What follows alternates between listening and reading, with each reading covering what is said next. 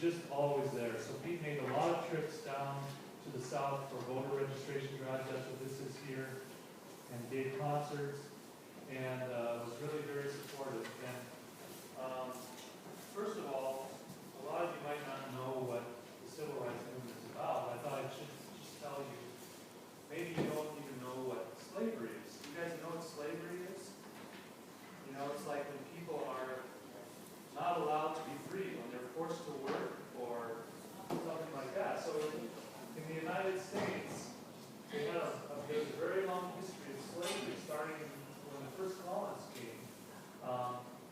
They brought Africans with them as indentured servants. But later they became slaves, and an indentured servant is one that's forced to kind of work off their, they bring them by boat from Africa or from Ireland even, and they were forced to work off their fare on the boat, pay for the trip. They had to work for maybe 2 or 3 or 4 or 5 years.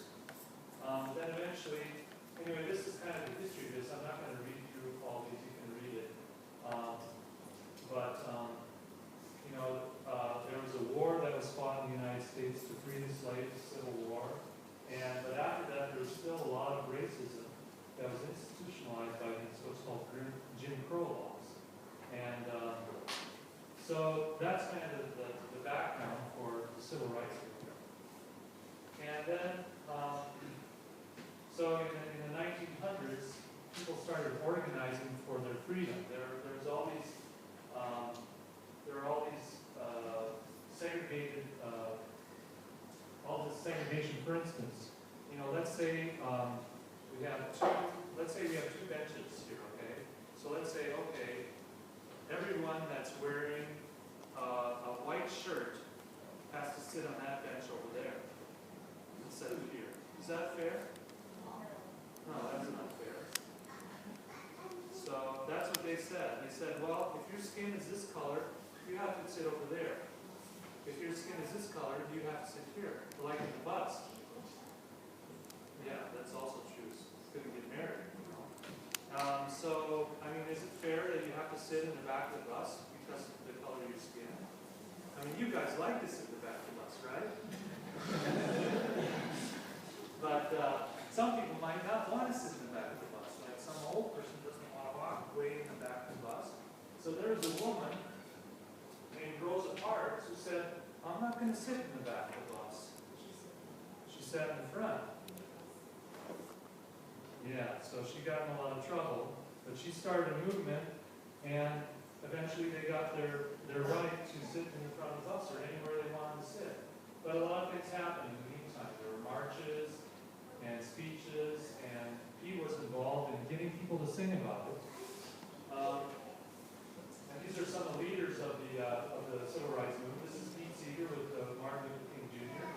and Ralph Abernathy and Rosa Parks, the woman who wouldn't sit in the back of the bus. And he was at this meeting with them, and he taught them a song that's called We Shall Overcome. And so we're going to sing that song. And one more thing, I want to show this. This is a quote by Martin Luther King Jr., which I think kind of paraphrases Pete's banjo quote. Darkness cannot drive out darkness. Only light can do that. Hate cannot drive out hate. Only love can do that. So that's a kind of sums up Martin Luther King's philosophy. And just to show another interesting picture, when Pete went to these rallies, he took some of his friends with him. And one of his friends was Bob Dylan. This is a young Bob Dylan who took to some of these rallies. So Pete was all about getting people involved to participate. So he would invite people to go with him. He would introduce people to other people and get people involved. And this is a picture of Pete at Barack Obama's first inauguration with his grandson Tao and Bruce Springsteen giving a concert at the Lincoln Memorial. So you see how he was involved. So the next song we want to do is, this is really a kind of the anthem of the civil rights movement. And the thing that, this is also another, comes from the African American tradition, this song. But Pete, one of the things Pete is credited credit with is changing this word. Originally it was will. He changed it to shall. And he also added some verses here. And actually for this song, I would like to have everyone stand up. Can I get people to stand up? And so I'm going to teach you part of the tradition of this song. Part of the tradition of this song is to take your hands, cross them in front of you like this, and grab the hands of your neighbor. Okay? Can you do that?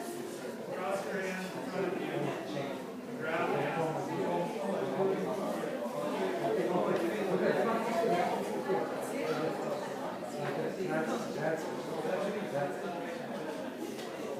Maybe this will warm me up a little bit.